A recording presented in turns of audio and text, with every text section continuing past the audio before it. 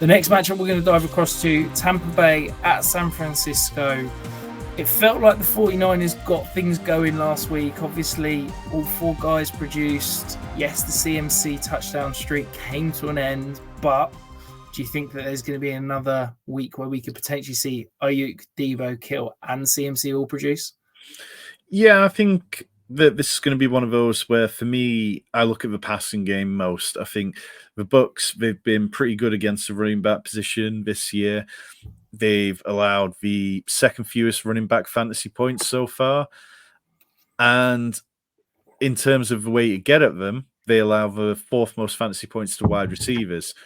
Where they're particularly vulnerable is on the outside. So you go, okay, well, let's look at Aiyuk. I think you could peg on Deebo or Kittle to him.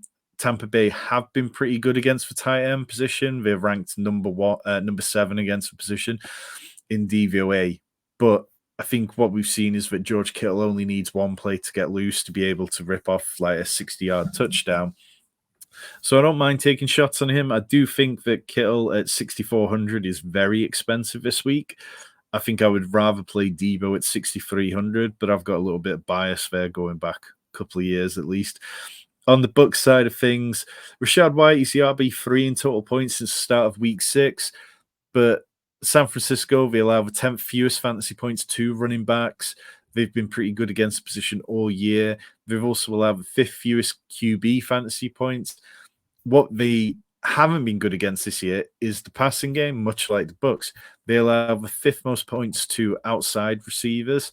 So I think you can look at that and go, okay, well, can I play Brock Purdy with Brandon Aiyuk and Mike Evans and lean into it that way? Maybe add another player into there as well and really push it. But the San Francisco offense ranks number 1 in DVOA.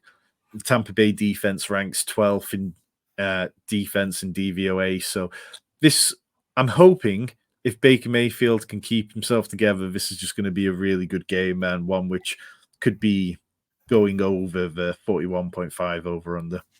Yeah, I think the secondary of San Francisco, if you can get after them in any scenario, I think that's the area you attack.